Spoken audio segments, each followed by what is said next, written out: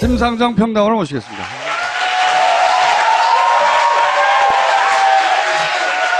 자,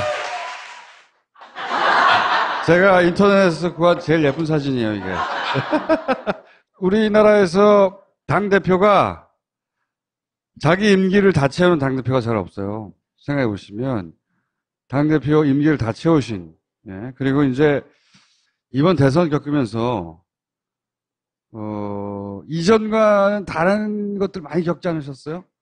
이전과 차이 나는 것부터 말씀드리면, 전에는 여기 내려오실 때 자료도 잔뜩 갖고 오시고 메모지, 종이, 펜 갖고 오셨는데 오늘 아무것도 안 갖고 아주 편하게 오신 것 같아요. 아, 편안합니다. 정치인 심상정도 굉장히 업그레이드 됐다고 보거든요, 저는. 그죠? 우선 초등학생, 예. 우리 어린이들이 막 심불리 하면서 알아보고 쫓아와서 사진 찍자고 그러고. 네. 그거 달라졌어요. 정청래 의원이 겪고 있다고 주장하는. 제가 보니까요, 이번 대선이 특별했던 게 결국은 촛불이었던 것 같아요. 제가 5.18 그 행사 때 구묘역에 가서 이제 참배를 하려고 하는데, 초등학교 4, 5학년 때 한 60여 명이 참배를 왔다가 갑자기 심상정이다 하면서 막 쫓아오는 거예요. 초등학생들이. 나를 알아? 그랬더니 안 돼요. 신불리래요. 신불리. 그래서 제가 가만히 생각해 보니까 예전에는 대선 TV 토론을 하면은 어른들은 TV 앞에서 보고 아이들은 각자 자기 방에서 자기 놀이를 했잖아요. 네. 하고 싶은 거 하고. 그랬는데 이번에는 온 가족이 다 앉아서 본 거예요. 왜? 촛불 때도 온 가족이 손잡고 광화문에 나왔잖아요. 일부러 보게 한 부모님도 있을 거예요, 아마. 그래서 아이들이 TV 토론을 다 봤어요. 어떻게 하냐 그러니까 TV 토론 봤대요. 그건 엄청난 변화입니다, 사실. 이 진보정당의 당대표 혹은 대선 후보가 초등학생들의 환호를 받는다는 건 상상할 수 없었어요, 사실. 아니 뭐 중고등학교에서 또 강연이나 여러 초대가 많이 와요. 최근에 진짜 대중 정치인이 된 거죠. 대중 정치인이. 그래서 정의당의 집권 전략이 투표 연령을 한 16세쯤 낮추면 되지 않을까? 이제 이런 규모의 선거를 주요한 플레이로 끝까지 해본 적이 없기 때문에 당의 마지막 관리 능력 같은 것, 메시지 관리 능력 이런 게 부족하다고 저는 절실히 느꼈거든요.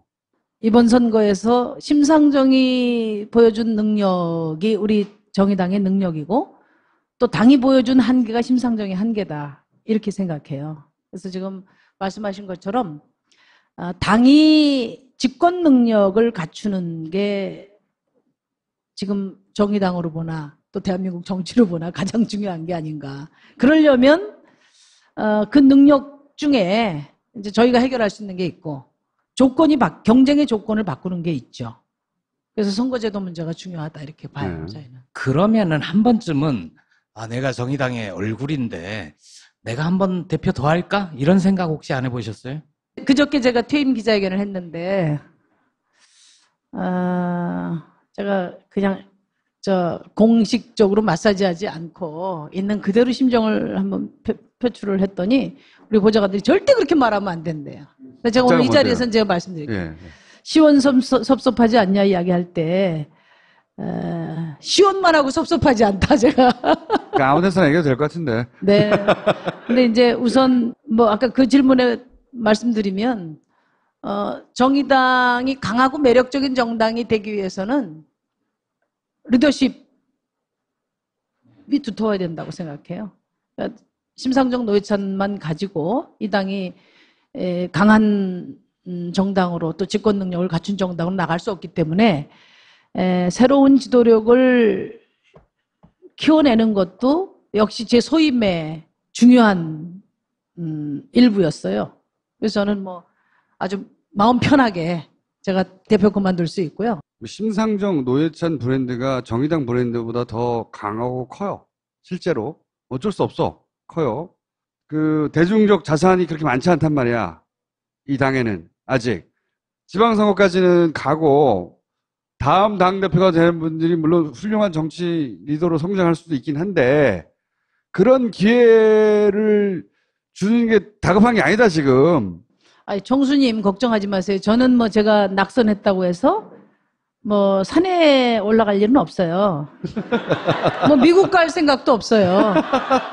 자성과 성찰의 시간을 가지실 생각. 국회의원으로서 열심히 할 거고요. 제가 또 성찰을 하려고 생각을 했는데 제가 원내 정당 중에 꼴찌 했지 않습니까? 네. 지역을 한 바퀴 도니까 너 정계 은퇴해라 이렇게 이야기하시는 분은 없었고 정말 미안하다. 다음번엔 꼭 찍어줄게. 그런 분들이 많아서 성찰도 조금 뒤에 하고 열심히 해야 되겠다. 근데 우리 당에 저는 잠재적인 능력을 가진 우리 그 젊은 그 정치인들이 많아요. 근데 그동안에 솔직히 어땠냐면 제가 대통령 후보 처음 출마한다고 할 때까지만 해도 그 이후에 상당 부분도 그랬죠. 진보 정당이 워낙에 실패를 많이 했기 때문에 그 어쩔 수 없는 패배감, 어쩔 수 없는 그런 자기검열이 컸어요. 과연 후보 뭐 끝까지 완주할 수 있겠냐, 의미 있는 지지율 나올 수 있겠냐. 그러다가 또 나중에 또 단일화 이런 문제 봉착하면 어떡하냐. 그러니까 자신감을 갖지 못하고 확신을 갖지 못했어요. 근데 이번 이제 대통령 선거를 거치면서 우리 당원들이 우리가 추구하는 가치나 비전에 대해서 확고한 그런 신념을 회복했고 또 이제 하면 된다 하는 용기를 가졌기 때문에 저는 충분히 잘할 수 있고 뭐 제가 어디 가는 게 아니지 않습니까? 저도 또 평당원으로 열심히 또 밑에서 잘 서포트하고 다만 제가 걱정하는 거는 우리 이정미 대표 다 잘할 수 있다고 생각해요. 한 가지 걱정은 이제 체력이에요, 체력. 체력. 제가 솔직히 말씀드리면 대표되고 나서 이제 잠 좀 자야겠다. 그 2년 동안 한 4시간 반 하루에 이상 못 잤어요. 한 가지 대표 마무리하면서 아쉬운 거는 제가 돈도 많이 남겨줬어요, 이번에. 돈이 중요하거든요. 후원을 많이 해주셔서 예산도 남겨서 주고 다 했는데 한 가지 아쉬운 거는 이제 노동당당 정의당을 못 만들어가지고 일 좀 줄여서 새로운 당대표가 그분이 당장 혹은 앞으로 당장 못하거나 앞으로도 못하거나 이런 말을 하려는 게 아니라 이미 있는 현찰이죠, 현찰. 어음을 빨리 현금으로 바꾸면 되죠. 어떻게 바꾸냐는 거죠. 현금 그걸- 유전율이 빨라졌어요. 심상정이 크는데도 10년이 걸렸어요. 아니 근데 네. 이제 지난번에 우리 내부 토론할 때 여러 전문가들 모셔서 하니까 이번에 이제 좀 여러 우연적인 요소가 많았다. 그렇게 이야기는 저 그렇게 생각 안 해요. 촛불 시민혁명이 우리의 정치 변화의 속도를 저는 압축시켰다고 생각해요. 근데 그 시민의식이 이번 대통령 선거 하나를 통해서 다 마련되지 않았어요. 계속 저는 살아있다고 봐요. 그래서 대통령 선거에서 정권교체를 했는데 개혁이 안 돼. 왜? 어디가 걸림돌인가 보니까 국회가 걸림돌이야. 그렇게 판단하면 국민들이 2020년도에 저는 국회도 바꿔주실 거라고 보거든요. 그래서 물론 우리가 변화하고 성장하는데 시간이 걸리지만 이번 촛불 시민혁명 이후에 정치 변화의 시기는 저는 매우 압축됐다. 그렇게 생각해요. 대선이 끝난 지 이제 2달 남짓 되는데 네. 패배한 다른 정당들의 지지율 낙폭에 비하면 네. 정의당은 보합세거나 살짝 오르거나 그랬거든요. 네. 근데 실제로 정의당 내부에서는 어떻습니까? 대선 이후에 벌어진 정치 환경에 대해서 어떻게 보고 계십니까? 우선 이제 뭐 내년 지방선거 이제 출마자가 많이 늘었다는 거. 희망자가. 왜냐하면 뭐 당선 가능성이 약하면 잘 안 나서려고 하잖아요. 근데 이제 많이 기대를 많이 갖고 있는 것이 이번 대통령 선거를 통해서 각 지역에서 활동하는 우리 그 활동 당원들이 주변에서 격려를 굉장히 많이 받는 거예요. 사실 지금 지지율 같은 경우는 집권 2개월 차니까 네. 저는 뭐 어쨌든 새로운 정부가 잘했으면 하는 바람, 이게 국민들 정서라고 보거든요. 또 그것이 대거 또 반영된 지지율이고, 그리고 또 소수당 같은 우리 정의당의 경우는 일상적 시기에 지지율이 도드라지기가 어려워요. 저는 그러나 어음은 저희가 좀 많이 갖고 있다. 현재의 지지율보다. 대선 이후에 네. 아까 미안하다는 얘기를 들으셨다는데 그런 분들이 정의당을 좀 더 많이 봐줘야 되는데 민주당이 50% 이상으로 고공행진하고 있고 대통령도 80% 이상 지지율이 아주 높고 정의당한테 좀 덜 와서 섭섭하지 않냐는 거죠. 아니요, 전혀 그렇지 않습니다. 뭐 저는 자연스러운 현상이라고 보고 네. 그나마 다행인 것은 어쨌든 지금 뭐 과거 소모적인 어떤 대결 정치의 틀 안에 아직 국회가 있어요. 대통령은 교체됐지만 국회는 촛불 이전에 구성된 국회거든요.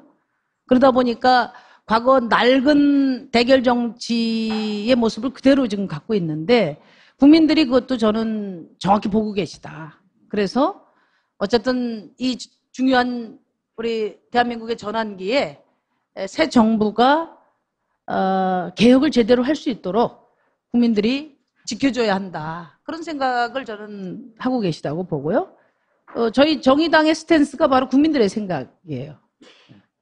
최대한 개혁의 의지를 갖고 계신 만큼은 저희가 최대한 국민의 눈높이에서 벗어나지 않는 한 협력하고 그리고 이제 제대로 조건이 갖춰드리고 그리고 이제 개혁을 잘 하셔야죠. 그 개혁이 미진하거나 또 부족하면 그때는 우리가 또 세게 또 비판도 할 거다. 이런 자세로 저희 하고 있는데 저는 뭐 국민들이 지금 집권 여당에 대해서 압도적인 지지를 하는 것은 지금 잘한다 잘못한다 이런 평가보다는 잘하라는 격려다. 그렇게 생각합니다. 2달간이니까 뭐 평가할 거리도 그렇게 많지는 않아요. 많지는 않은데 2달간 받은 인상은 어떠세요? 저는 뭐 주어진 조건에서는 문 대통령께서 최선을 다하고 계시다. 잘하시려고 애를 많이 쓰고 계시다. 그렇게 생각해요. 그리고 이제 안철수 후보의 미래는 어떻게 보십니까? 짓궂군요. 뭐 매우 어렵다고 생각해요. 근데 제가 이제 안철수 전 대표님한테 받는 인상은 뭐냐면 책임에 대한 생각이 다른 것 같아요. 저랑. 그동안에 늘 그분이 말씀하신 게 나는 항상 책임을 져왔다 이렇게 이야기를 하셨거든요. 네. 근데 이제 과거에 보면 새정치민주연합 당시에도 재보궐선거 뭐 실패 책임을 지고 대표를 이제 그만두셨고 또 지난번에 뭡니까 저 국민의당의 그 리베이트 사건 때도 뭐 대표를 그만두셨고 그러니까 주어진 대표직을 내려놓는 거 그게 책임인 것으로 생각하신 게 아니에요. 이번에는 대표직 내려놓을 게 없었다 뿐이지. 그래서 책임을 어떻게 질지를 생각해내지 못하고 있는 거예요. 그 자세는 똑같지 않나. 근데 저는 그럴 때 느껴요. 대표직이라는 게 감투가 아니거든요. 그건 굉장히 낡은 사고라고 생각해요. 대표직이라는 건 책임을 지라는데 책임이 도대체 어떤 책임이냐. 안철수 전 대표는 이번에 어떻게 책임을 졌어야 합니까? 저는 이제 책임이 뭐 보통 법적 책임이 있고 도의적 책임이 있고 정치적 책임이 있는데 뭐 법적 책임은 간단해요. 이제 사법부의 판결이 나와보면 거기에 따라서 책임을 지면 되는 거고 사실 우리 국민들은 뭐 그 점에 대해서는 관심은 있지만 그거보다는 도의적이고 정치적인 책임에 관심이 있는데 정치인이니까 도의적인 책임은 내가 뭐 하여튼 정치인 안철수를 떠나서 인간적으로 인간의 도리로서 어떻게 받아들이냐 하는 문제인데 사실 이 문제 처음 터졌을 때 얼마나 충격적인 사건입니까? 일종의 승부조작 사건이잖아요, 사실. 그런데 그러면 그 진위 여부를 따지거나 그 진위 여부가 밝혀지는 걸 기다리기 전에 국민이 받았을 그 충격에 대해서 저는 처음부터 입장 표명을 책임 있게 했어야 된다. 근데 지금 이제 오늘에서 하시는 거는 유불리를 따지고 또 뭐 이거 여러 가지 모면할 수 있는 가능성을 다 따진 다음에 오늘 하시게 되다 보니까 도의적 책임의 측면에서는 좀 정말 매우 아쉽다 이런 생각을 하고요. 근데 정치적 책임이 중요한데 무엇을 책임져야 될 것인가를 말씀 안 하셨어요, 오늘. 생각해 보겠다고. 그러니까 이게 뭐냐면은 이유미 씨가 왜 그런 조작을 일종의 공작인데 정치 공작을 해서까지 뒷받침을 하려고 했나. 근데 제가 이제 같은 경선자로서 이렇게 되돌이켜 보면 뭐 우리 대한민국 사회의 비전이나 그런 어떤 개혁의 의지를 가지고 경쟁한 게 아니라 그런 내용 아니고 상대방을 떨어뜨리기 위한 선거를 한 거 아닙니까? 그 조작이라는 건 그거 아니에요. 그죠? 상대방을 떨어뜨려서 내가 이기고자 하는 그런 선거를 한 거예요. 그런 후보의 의지가 그 캠프 또는 측근들의 맹목적 승리주의를 저는 불러일으킨 거다. 좀 그렇게 생각해요.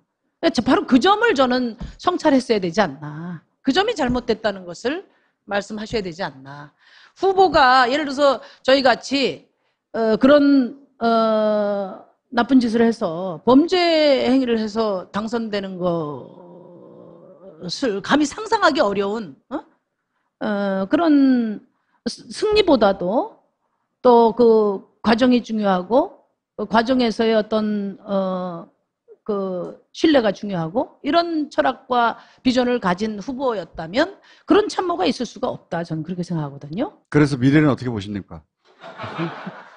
국민들한테 미래를 약속할 만한 좀 뭐 물건이 아니다? 아니 그게 아니고 예. 그게 아니고 국민들에게 내놓을 물건이 예. 못 된다? 아주 불량한 것으로 드러났잖아요. 따라서 몇 년 뒤에 TV 토론에서 다시 마주설 일 없을 것 같다. 자꾸만 좀 그럼 국민의당의 미래는 어떻게 합니까? 국민의당의 미래. 국민의당이 그러니까 존재 이유가 도대체 뭐냐는 거죠. 없어져야 한다? 국민들에게 그걸 입증시켜야 된다고 봐요. 검찰 그 수사 결과나 이번에 구속시킨 것을 민주당과 추미애 대표 책임으로 돌렸잖아요. 네, 가이드라인을 네. 제시했다. 뭐. 그 점점 막다른 골목으로 가는 거 아닌가. 홍준표 대표의 미래는 어떻습니까? 그분은 잊어버린 지 오래됐는데 자꾸. 국민들 머릿속에 잊혀져야 된다. 뭐 이런. 저는 솔직히 말해서 이분이 대표되고 임기가 며칠 안 남았는데 또 대표됐다고 찾아오시면 어떡하나. 홍준표 보기도 싫어. 근데 뭐 다행히 안 오시더라고요. 그래서 참 현명하셨다. 현명하셨다 그렇게 생각. 그 미래는 어떻게 보십니까? 미래. 그건 뭐 딴 나라니까요. 거기 혁신위원장이 굉장한 분이 되셨잖아요. 아 그분이요? 네. 네. 그래서 혁신이 잘 될 것 같은지 그 당이. 그분 태극기가 의병이라고 하신 분인데. 혁신위원장. 근데 이제 우리 국민들도 뭐 홍준표 대표나 또 지금 그 혁신위원장이나 이런 분들 얘기하는 것을 이제 그다지 즐기지 않으시는 것 같아요. 지금 갈 길이 멀잖아요, 우리가. 그래서 미래가 있어요, 없어요? 없죠. 네. 미래 없어. 오케이. 아니, 없도록 해야지요. 근데 지금 이게 이제 정치 구도가 1냐, 3냐 이렇게 이야기해요. 정의당 어디 갔냐, 뭐 민주당 2중대냐 이야기 하는데 저희는 뭐 2중대도 아니고 3중대도 아니고 저희의 철학, 저희의 원칙대로 가고 있는 거예요. 그런 것이고, 그게 저는 국민의 뜻이 그렇다고 보기 때문에 그렇게 하는 것이고, 이제 이 3야를 이렇게 뭉치게 하는 것은 저는 좀 문재인 정부와 여당이 잘 생각해야 한다. 사실 지금은 자유한국당을 안 보이도록 하는 것이 중요하잖아요. 우리 정치에서 저는 그게 굉장히 중요하다고 봐요. 자유한국당이 계속 땅 따먹기를 더 하는 것은 그건 매우 위험한 일이죠. 그래서 근데 지금 3야가 뭉쳐 있음으로 해서 자유한국당이 놓을 수 있는 물이 좀 형성되지 않았나. 그 굉장히 좀 우려스럽게 생각해요. 자유한국당의 미래는 어떻게 보십니까? 아주 씨를 말리는 것을 지금 생각하시는 것 같은데. 민주주의 사회에서 극단은 존재하는 것인데, 제가 생각할 때 자유한국당은 원외 생활을 좀 해봐야 되지 않나. 원내 생활을. 내년 지방선거나 뭐 그 이후에 총선 이전에 혹시 정의당이 여권의 연합이 될 수도 있습니까? 가장 중요한 것이 좀 개혁이 속도를 내는 거라고 네. 생각해요. 굉장히 빠른 속도로 정치가 개혁을 해도 우리 국민들이 어떤 자기 삶의 변화에 체감을 하기에는 상당한 시간이 걸린다 이렇게 생각하거든요. 그래서 그 과감한 개혁을 위해서 정의당은 그 과감한 개혁을 위한 것이라면 뭐든지 한다는 것이고, 저는 오히려 문재인 정부가 지금 국회 총선 이전의 국회에서 자유한국당을 최대한 국민들 속에서 좀 지원하는 그런 전략을 과감하게 구사하셔야 된다는 게 저희 생각입니다. 우리 정의당은 정의당의 중심은 단단하게 강화해 가겠습니다만 과감한 개혁에는 견인차 역할을 할 것입니다. 그리고 그런 문재인 정부의 성공과 정의당의 발전의 공통 분모가 형성된다면 뭐 공동정부도 좋고 연립도 좋다. 그런 생각입니다. 이혜훈 대표는 미래가 어떨까요? 국민들에게 기대를 많이 모으고 있다 이렇게 생각해요. 왜냐하면 이분이 뭐 이렇게 잔술을 부리거나 또 뭐 이렇게 이것저것 좌고우면하지 않거든요. 그래도 자기가 국민들에게 말한 원칙은 이렇게 지켜가는 그런 분이에요. 제가 겪어볼 때. 근데 이제 이게 의원 수가 깡패잖아요. 네. 근데 이 자유한국당하고 바른정당이 어떻게든 합치게 되면, 그죠? 어쨌든 의회 파워는 원톱이 되는 거잖아요. 원톱이 되는 것이고 뭐든지 막을 수가 있어요. 두 당이 합칠 수 있을까요? 근데 저는 특히 지금 집권 세력이 중요하게 봐야 될 것은 자꾸만 양당 체제로 회귀하려고 하는 이 움직임은 과거 기득권 정치 세력 간에 저는 아니, 제 말은 관심사예요. 바른정당과 자유한국당. 아니 그러니까 그거는 네. 이제 마찬가지인데 네. 저는 이번에 이제 5당 원내 5당 체제로 선거를 치렀잖아요. 근데 기존에는 어떤 오해가 있었냐면 이게 양자 대결이 아니고 다자 대결이면 민심이 왜곡될 우려가 있다. 예를 들면 뭐 우리 야권의 대통령이 돼야 되는데 그게 절로 넘어갈 우려가 있다든지 이런 오해들이 굉장히 많았어요. 근데 이번에 다자 구도에서 오히려 민심이 더 정확하게 저는 반영이 됐다고 보거든요. 판이 바뀌어버린 거죠. 네. 아니 그래서 그것도 역시 그런 지속적인 노력 끝에 여기까지 온 거잖아요.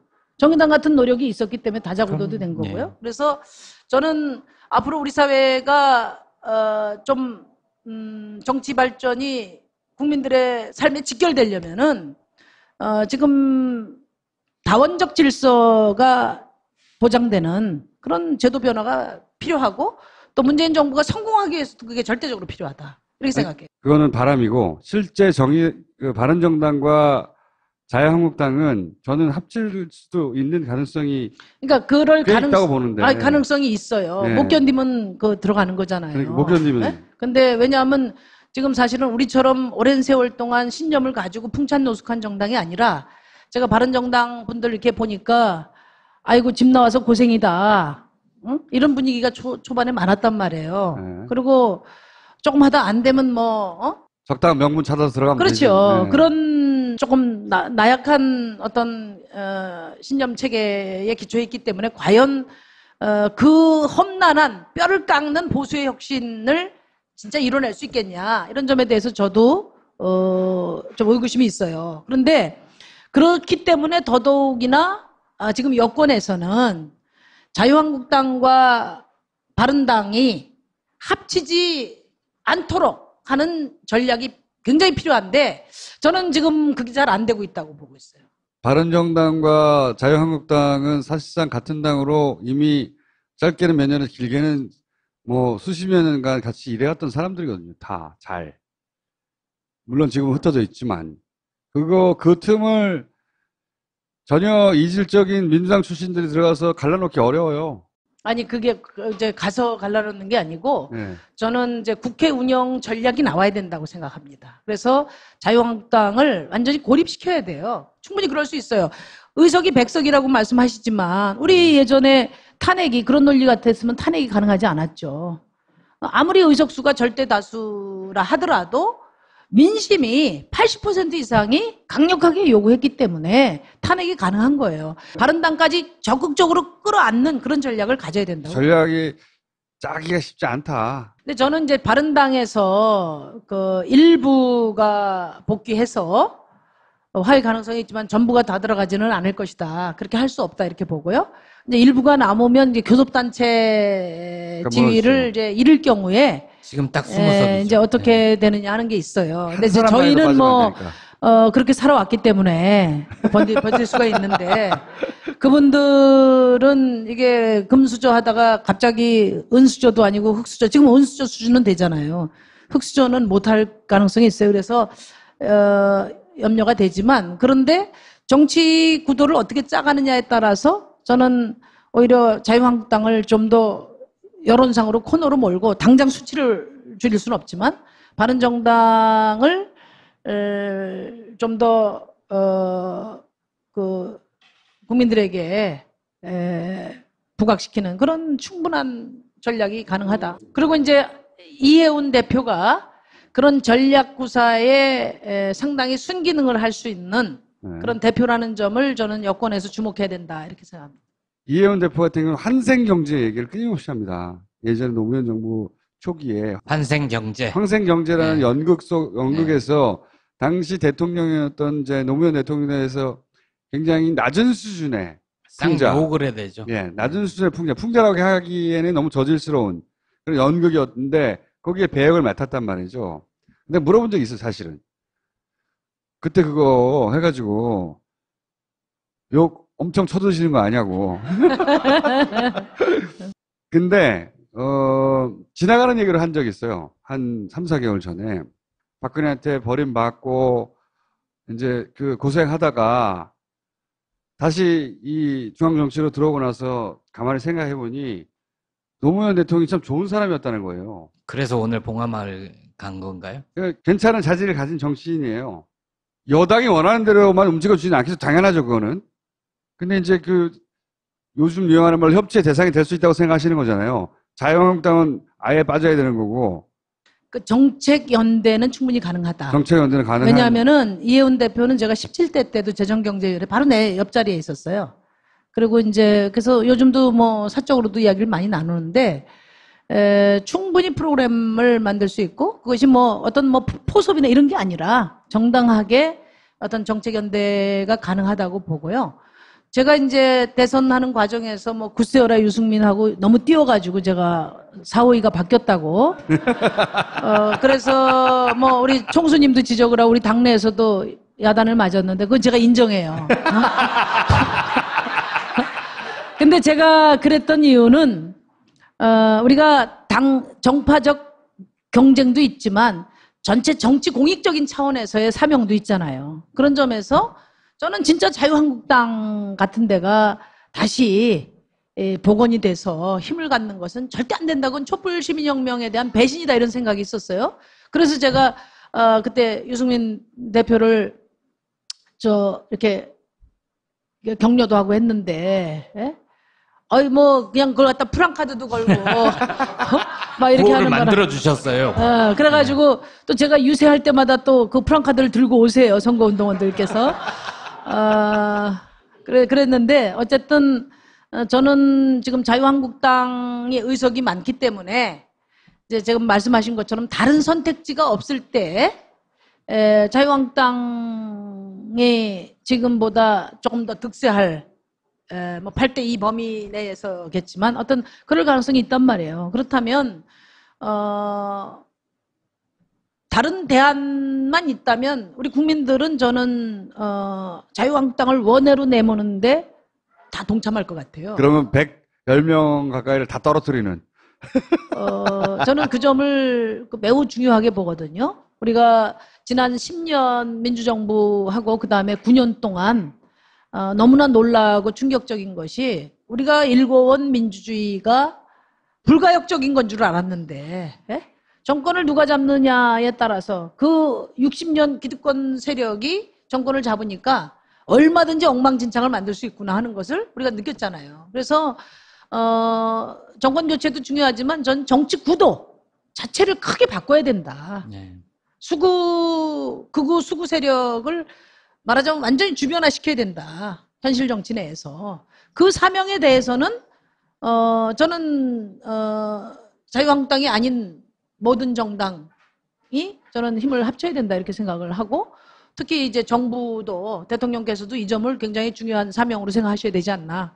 자유한국당이 혁신을 아주 잘하면 바른정당이 좀 커질 수도 있을 것 같아요. 혁신 아주 잘하면. 저는 아까 말씀 안 드렸는데 그 혁신위원장을 정말 선임을 잘했어요. 그러니까요.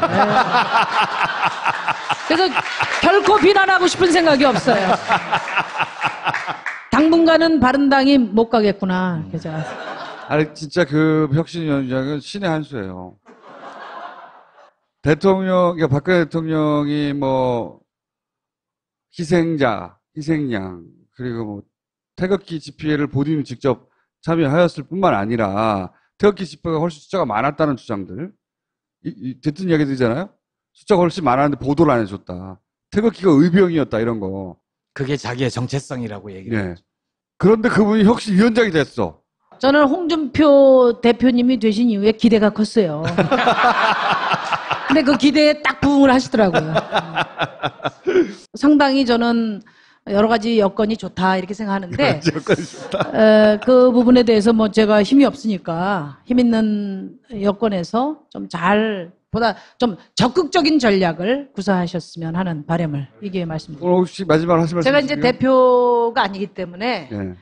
이제 조금 편안하게 이야기를 할 수 있어요. 제 생각을. 조금 더 세게 하셔도 될 것 같아요. 오늘. 예. 내일 이 취임식이 내일입니다. 아, 그렇구나. 제가 오늘까지는 좀 말 조심을 하고 그다음에 그 이후에는 예. 적극적인 전략에 대해서 제가 그러니까 마구 주로 막말을 해주세요. 여기 와서. 감사합니다. 네, 고맙습니다.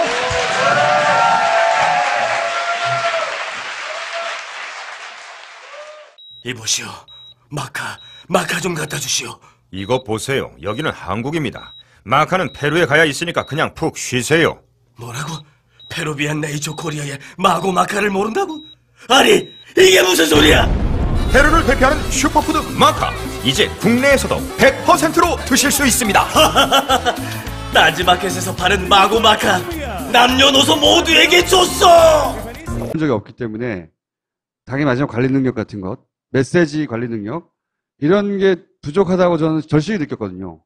이번 선거에서 심상정이 보여준 능력이 우리 정의당의 능력이고 또 당이 보여준 한계가 심상정의 한계다 이렇게 생각해요. 그래서 지금 말씀하신 것처럼 당이 집권 능력을 갖추는 게 지금 정의당으로 보나 또 대한민국 정치로 보나 가장 중요한 게 아닌가. 그러려면 그 능력 중에 이제 저희가 해결할 수 있는 게 있고 경쟁의 조건을 바꾸는 게 있죠. 그래서 선거제도 문제가 중요하다 이렇게 봐요. 저희는. 그러면은 한 번쯤은 내가 정의당의 얼굴인데 내가 한번 대표 더 할까? 이런 생각 혹시 안 해보셨어요? 그저께 제가 퇴임 기자회견을 했는데 제가 그냥 공식적으로 마사지하지 않고 있는 그대로 심정을 한번 표출을 했더니 우리 보좌관들이 절대 그렇게 말하면 안 된대요. 그래서 제가 오늘 이 자리에서는 제가 말씀드릴게요. 예. 시원섭섭하지 않냐 이야기할 때 시원만 하고 섭섭하지 않다 제가. 그러니까 아무 데서나 얘기해도 될 것 같은데. 네. 근데 이제 우선 뭐 아까 그 질문에 말씀드리면 정의당이 강하고 매력적인 정당이 되기 위해서는 리더십이 두터워야 된다고 생각해요. 그러니까 심상정 노회찬만 가지고 이 당이 강한 정당으로 또 집권 능력을 갖춘 정당으로 나갈 수 없기 때문에 새로운 지도력을 키워내는 것도 역시 제 소임의 중요한 일부였어요. 그래서 저는 뭐 아주 마음 편하게 제가 대표 그만둘 수 있고요. 심상정, 노회찬 브랜드가 정의당 브랜드보다 더 강하고 커요. 실제로. 어쩔 수 없어. 커요. 그 대중적 자산이 그렇게 많지 않단 말이야. 이 당에는 아직. 지방선거까지는 가고 다음 당대표가 되는 분들이 물론 훌륭한 정치 리더로 성장할 수도 있긴 한데 그런 기회를 주는 게 다급한 게 아니다 지금. 아니, 총수님 걱정하지 마세요. 저는 뭐 제가 낙선했다고 해서 뭐 산에 올라갈 일은 없어요. 뭐 미국 갈 생각도 없어요. 자성과 성찰의 시간을 가지실 생각. 국회의원으로서 열심히 할 거고요. 제가 또 성찰을 하려고 생각을 했는데 제가 원내 정당 중에 꼴찌 했지 않습니까? 네. 지역을 한 바퀴 도니까 너 정계 은퇴해라 이렇게 이야기하시는 분은 없었고 정말 미안하다. 다음번엔 꼭 찍어줄게. 그런 분들이 많아서 성찰도 조금 뒤에 하고 열심히 해야 되겠다. 근데 우리 당에 저는 잠재적인 능력을 가진 우리 그 젊은 그 정치인들이 많아요. 근데 그동안에 솔직히 어땠냐면 제가 대통령 후보 처음 출마한다고 할 때까지만 해도 그 이후에 상당 부분도 그랬죠.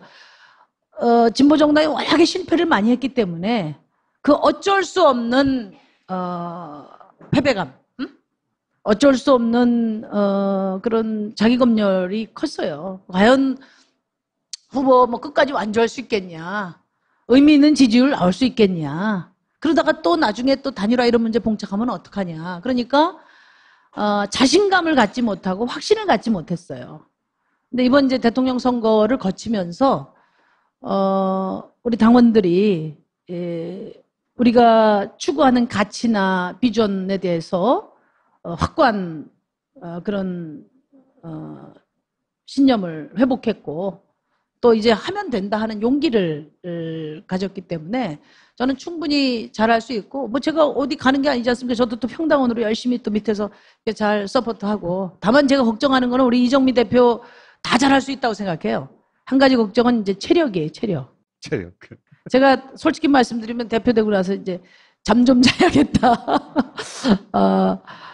그 2년 동안 한 4시간 반 하루에 이상 못 잤어요. 한 가지 대표 마무리하면서 아쉬운 거는 제가 돈도 많이 남겨줬어요, 이번에. 돈이 중요하거든요. 후원을 많이 해주셔서 예산도 남겨서 주고 다 했는데 한 가지 아쉬운 거는 이제 노동당당 정의당을 못 만들어가지고 일 좀 줄여서 새로운 당대표가 그분이 당장 혹은 앞으로 당장 못하거나 앞으로도 못하거나 이런 말을 하려는 게 아니라 이미 있는 현찰이잖아요, 현찰. 어음을 빨리 현금으로 바꾸면 되죠. 어떻게 바꾸냐는 거죠. 현금 그건 유전율이 빨라졌어요. 심상정이 크는데 심상정 평당원을 모시겠습니다.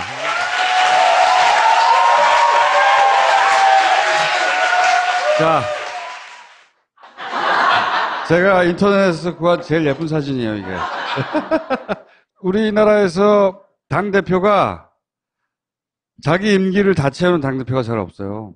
생각해 보시면 당대표 임기를 다 채우신, 예. 그리고 이제 이번 대선 겪으면서 이전과는 다른 것들 많이 겪지 않으셨어요? 이전과 차이 나는 것부터 말씀드리면 전에는 여기 내려오실 때 자료도 잔뜩 갖고 오시고 메모지, 종이, 펜 갖고 오셨는데 오늘 아무것도 안 갖고 아주 편하게 오신 것 같아요. 아, 편안합니다.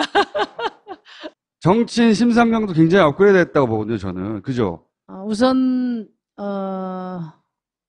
초등학생 예. 우리 어린이들이 막 심불리 하면서 알아보고 쫓아와서 사진 찍자 그러고 예. 그거 달라졌어요. 정청래 의원이 겪고 있다고 주장하는. 제가 보니까요, 이번 대선이 특별했던 게 결국은 촛불이었던 것 같아요. 제가 5.18 그 행사 때 구묘역에 가서 이제 참배를 하려고 하는데 초등학교 4, 5학년 때 한 60여 명이 참배를 왔다가 갑자기 심상정이다 하면서 막 쫓아오는 거예요. 초등학생들이.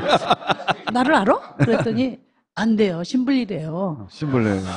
그래서 제가 가만히 생각해 보니까 예전에는 TV 토론을 대선 TV 토론을 하면은 어른들은 TV 앞에서 보고 아이들은 각자 자기 방에서 자기 놀이를 했잖아요. 네. 하고 싶은 거 하고. 그랬는데 이번에는 온 가족이 다 앉아서 본 거예요. 왜? 촛불 때도 온 가족이 손잡고 광화문에 나왔잖아요. 일부러 보게 한 부모님도 있을 거예요, 아마. 그래서 아이들이 TV 토론을 다 봤어요. 어떻게 하냐 그러니까 TV 토론 봤대요. 그건 엄청난 변화입니다, 사실. 이 진보정당의 당 대표 혹은 대선 후보가 초등학생들의 환호를 받는다는 건 상상할 수 없었어요, 사실.